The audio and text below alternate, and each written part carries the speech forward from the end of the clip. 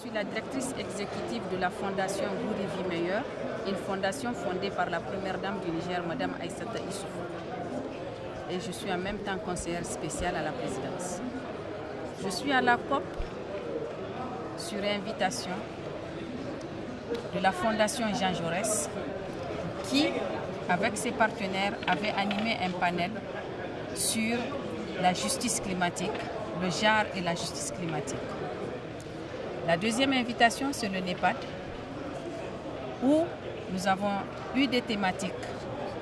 La thématique comment mobiliser les financements, la thématique genre et agriculture.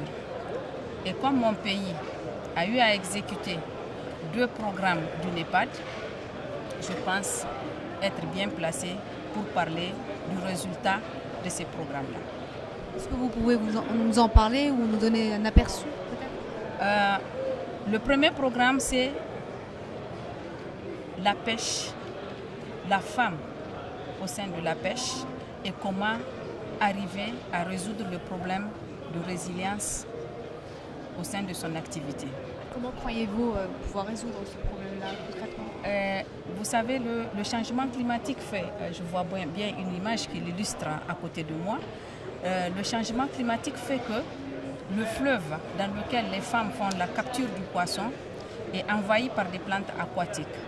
Ce fleuve est envahi par le sable. Donc, il y a moins de capture de poissons.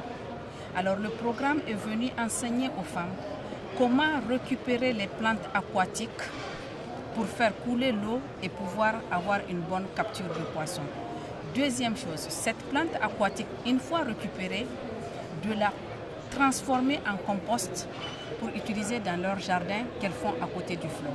Donc, on a pu résoudre 2 problèmes avec une seule intervention. Est-ce qu'il y a d'autres plans d'action en vue dans cette COP22? Je n'ai pas compris la question, s'il vous plaît. Est-ce qu'il y a d'autres plans d'action, est-ce qu'il y a d'autres projets en vue qui peuvent rentrer dans le cadre de la COP22, dans le cadre de la réduction du réchauffement? Et la mise à l'échelle de ce programme, c'est un programme, un petit programme, un petit fonds, un petit temps. Et je pense qu'à ce stade, on ne peut pas parler d'impact, on parlera d'effet. Alors si nous voulons un impact, il faut bien qu'il y ait des financements pour mettre à l'échelle ce programme-là. Donc les femmes ont bénéficié. Pour l'instant, c'est un problème de financement. Un problème de financement. Est-ce que ce ne serait pas aussi un problème de prise de conscience? Il y a un problème de financement, il y a un problème de renforcement de capacité pour une prise de conscience et il y a un problème de comment gérer cette situation qui se présente à nous, que nous ne connaissons pas avant. Donc il faut qu'il y ait une prise de conscience. Il faut que ces femmes apprennent à connaître qu'est-ce que c'est que même le changement climatique. Elles ne le maîtrisent pas, elles le vivent, mais elles ne le savent pas. Elles ne savent pas que c'est en lien avec un changement du temps, des périodes. Elles peuvent juste vous parler et dire que dans les années, il n'y avait pas ça, mais maintenant, voilà comment ça se manifeste. Donc, pour cela, il faut qu'il y ait une prise de conscience qu'il y a un changement. Et comment faire face? Maintenant, pour faire face, il faut qu'il y ait un accompagnement. Parce que là, les femmes, dans la zone où nous intervenons, ce sont des femmes rurales qui sont analphabètes, qui n'ont pas le moyen de subsistance que l'agriculture. Et l'agriculture est tributaire du climat. Et chez nous, c'est la sécheresse d'une année à l'autre. Il faut tout miser sur l'agriculture. Il faut tout miser sur l'agriculture pour qu'il y ait un vrai changement. Et l'agriculture pour les jeunes, l'agriculture pour les femmes, parce que les femmes, on les retrouve sur l'agriculture et la vente de produits de rente. On retrouve les jeunes qui cherchent à se développer alors que les parents eux-mêmes cherchent un développement. Et les enfants sont liés à leurs parents.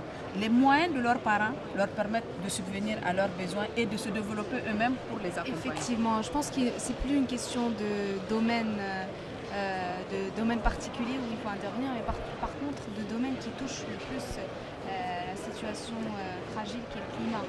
Oui. Et je pense que c'est la seule manière pour pouvoir, à mon avis, agir de façon locale.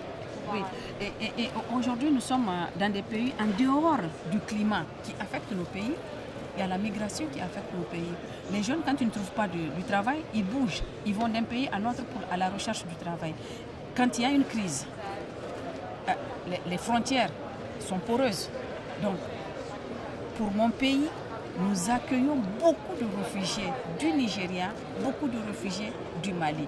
Nos frontières Mali et Nigeria, Tchad, c'est des frontières où nous avons vraiment besoin d'être accompagnés sur l'agriculture parce que c'est des zones d'insécurité où il y a beaucoup d'affluence des émigrés qui ont besoin d'être soutenus et qui sont un poids sur les familles qui les accueillent. Il faut créer des conditions d'habitation.